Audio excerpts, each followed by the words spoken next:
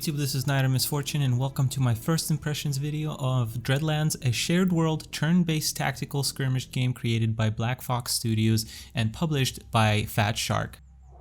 My reviews consist of 6 categories: gameplay and technical, story and theme, UI and graphics, features, audio, and value, judged on a 0 to 10 scale.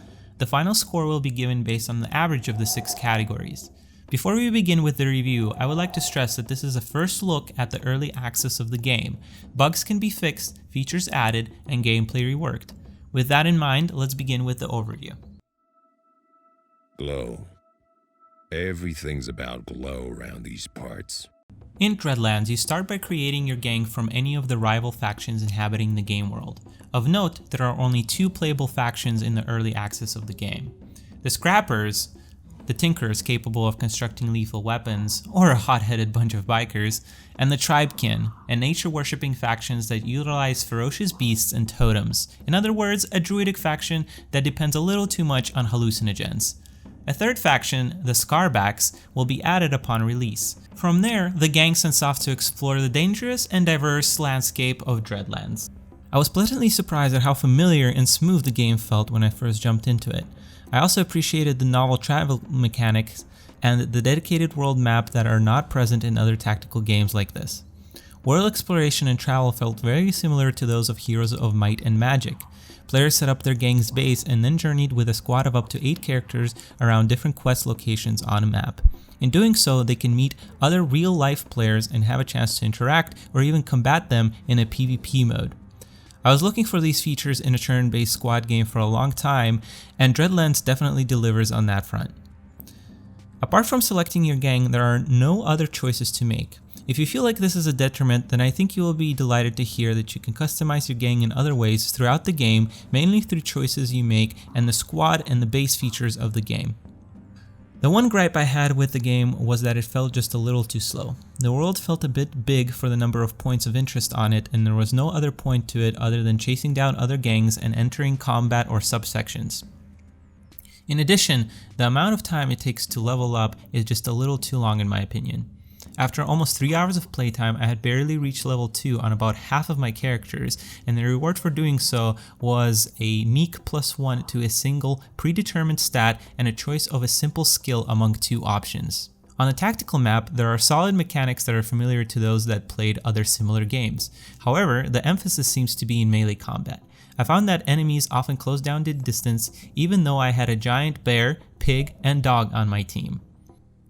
Ammo was quick to be exhausted, and enemies that did engage in melee were unable to be targeted by other units. In addition, it seemed like melee combat did much more damage than ranged, and there were a few powers that disabled enemy weapons. Finally, I could not make use of the Overwatch feature due to the way cover blocked its line of sight. However, the game makes up for a couple of these shortcomings by offering you a tactical and squad choices to make each playthrough unique. Your gang squad can be composed of up to 8 characters, which can be gang members, hired mercenaries, or pets. Furthermore, you can bring a set of 4 power-up abilities that allow you to manipulate the battlefield, from deadly traps and snares to place on your enemies, to those allowing you to fix your equipment or heal your party. I can only imagine what kind of options the final game will bring, especially at the later portions of the game. I must admit, I did not experience too much of the story in my playthrough, even though I was questing the whole time. I believe that this is due to the slow pace and the current development state of the game. I completed 3 quests in the first 3 hours, one of which was a tutorial, the other was to recruit new members, and the other to help a farmer get some supplies for his farm. About half of these felt like just running around the map to click on a character or location to complete the quest. The high point of these missions, however, was the dialogue, which offered a comical relief to the post-apocalyptic wasteland and strengthened the game's theme at the same time. However, you unfortunately cannot control any of the dialogue, and the conversations are not dubbed.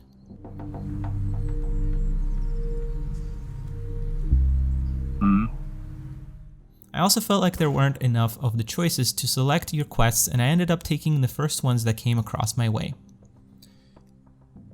However, I definitely felt the post-apocalyptic setting throughout the gameplay, from crafting weapons from nothing but junk to struggling to keep my party alive in the hazardous world. Your gang has to look for supplies to fix their scavenged equipment, medkits to heal wounds from mutated animals, and weapons to take on greater foes. The theme of the game is certainly aided by the art style.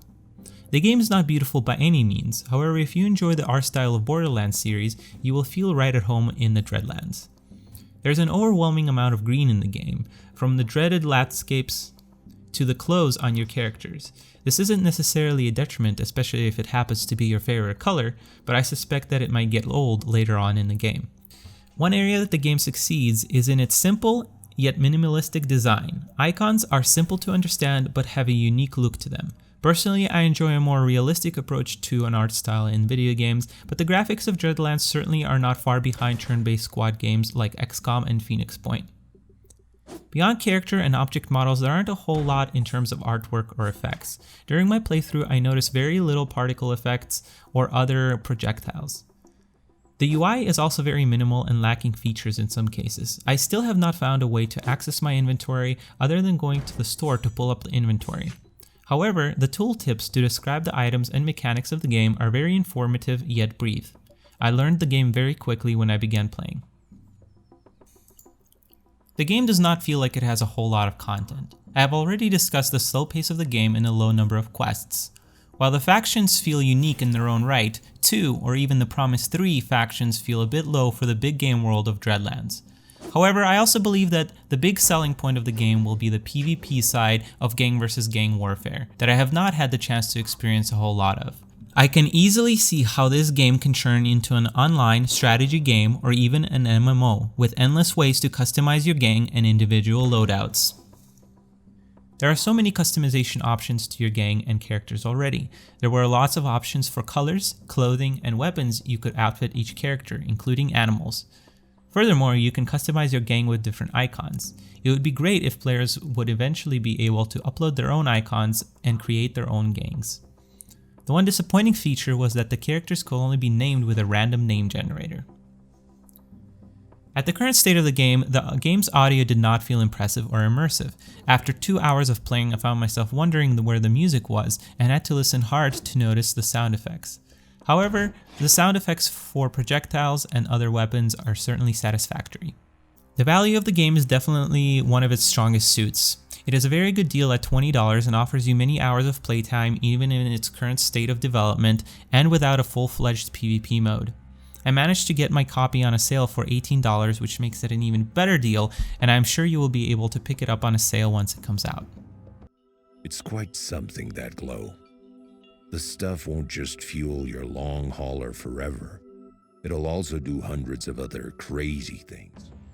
In conclusion, with some improvements during early access and the addition of features, I expect the game to be improved even further.